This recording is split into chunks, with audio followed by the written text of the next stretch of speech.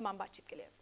एक बड़ी खबर सामने आ रही है। पटना नीट छात्रा मौत का मामला है, इसमें अपडेट है। पुलिस ने छात्रा से दुष्कर्म की आशंका जताई है। इस मामले में हॉस्टल मालिक गिरफ्तार हुआ है। छात्रा की मौत पर पुलिस ने गैर जिम्मेदाराना बयान भी दिया है। पुलिस ने छात्रा से दुष्कर्म की आशंका जताई है। ये बड़ी खबर इस वक्त सामने आ रही है। हॉस्टल मालिक अरेस्ट हुआ है। अब उससे पूछताछ होगी इस पूरे मामले को लेकर। इसकी गंभीरता, संवेदनशीलता को समझा जा सकता है।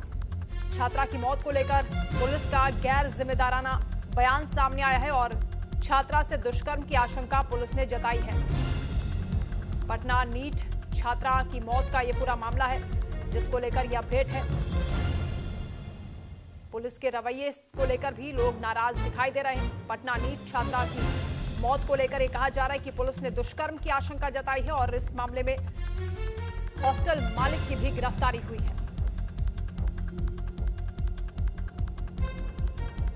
एक तरफ पुलिस लगातार इस मामले की इन्वेस्टिगेशन में जुटी है, दूसरी ओर आरोप यह भी लग रहे हैं कि बयानबाजी जो की गई है पुलिस की ओर से वो गैर जिम्मेदाराना है।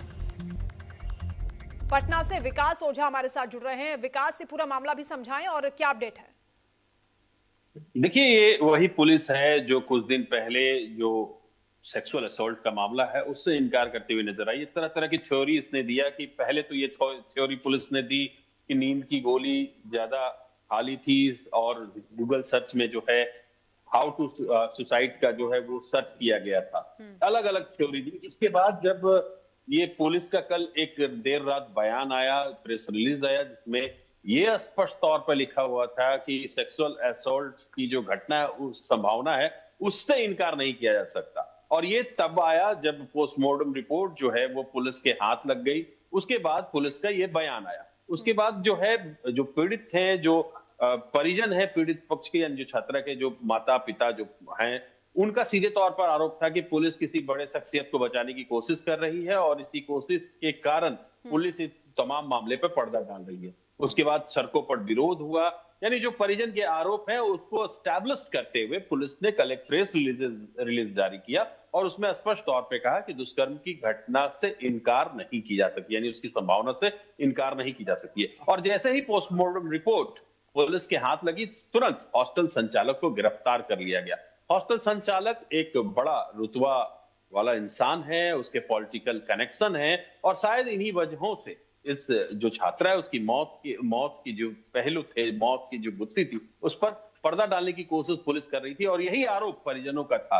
हालांकि इसमें बहुत सारे जो फैक्ट्स हैं वो पुलिस नहीं बता पा रही थी कि जब नींद की गोली से छात्रा की मौत हुई तो उसके शरीर पर जख्म के निशान कैसे थे। हालांकि जो प्रेस रिलीज जो पुलिस का आया है, पटना पुलिस का, उससे ये बात बिल्कुल स्पष्ट हो गई है या इसकी आशंका बिल्कुल क्लियर हो गई है कि पुलिस के हाथ वो पोस्टमार्टम रिपोर्ट लगी है और पोस्टमार्टम रिपोर्ट में सेक्सुअल असॉल्ट की संभावना जो है उससे भी इनकार नहीं किया गया। जी बिल्कुल। और साथ में ये भी बताएं कि परिजन अब क्या कह रहे हैं? पुलिस ने अब जो नया बयान दिया है उसको लेकर और पोस्टमार्टम रिपोर्ट को लेकर परिजनों की क्या अभी भी कोई आशंका है उसको लेकर?